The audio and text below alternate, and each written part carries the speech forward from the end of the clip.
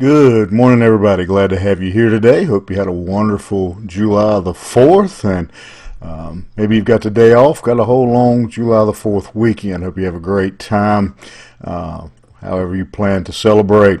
In the meantime, if you would, again, I would appreciate it so much, and I say it all the time, but it really does matter.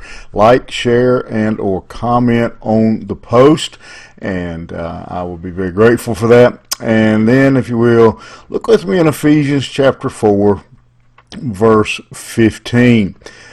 All right, it's there, and it says, "Rather, speaking the truth in love, we are to grow up in every way into Him who is the head, into Christ." This is a verse that kind of says something probably that a lot of us have been told since we were young. If you can't say something nice, don't say anything at all. And this is a little bit of a take on what Paul is saying there when he tells us to speak the truth in love. And we have a real challenge sometimes, especially as Christians struggling. We want to say the truth. We know we're not supposed to lie.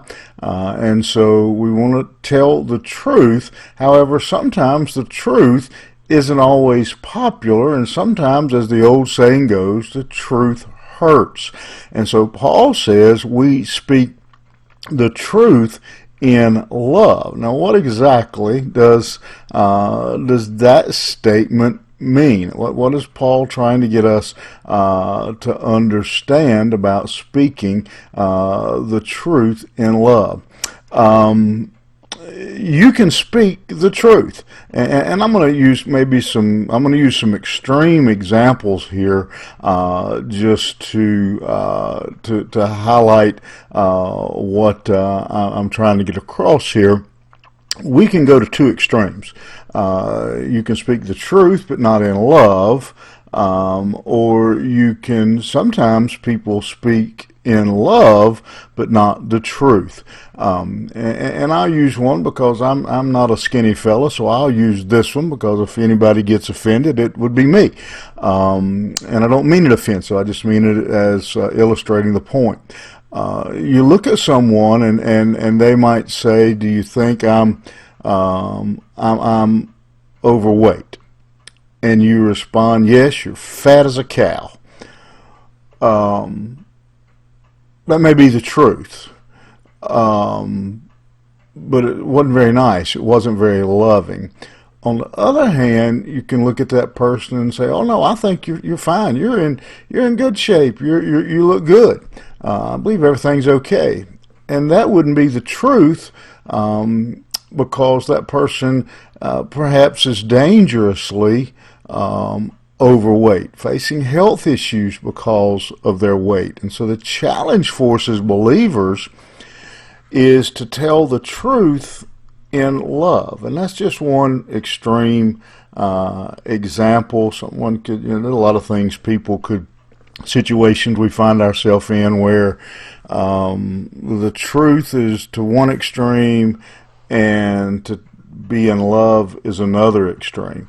And so Paul is telling us here, and for the sake of the unity, who is that we do this, that we grow up in every way, so that we don't bring division and difficulty into the body of Christ. Then we speak the truth in love. And I wish I could give you 3 steps and say, here's how you do it. A, B, C. This is how you speak the truth in love. I can probably do much better at telling you how to speak the truth, or telling you how to speak in love. But that balancing act of speaking the truth in love is the one that we are called on to walk very carefully. We don't say something that would hurt someone's feelings.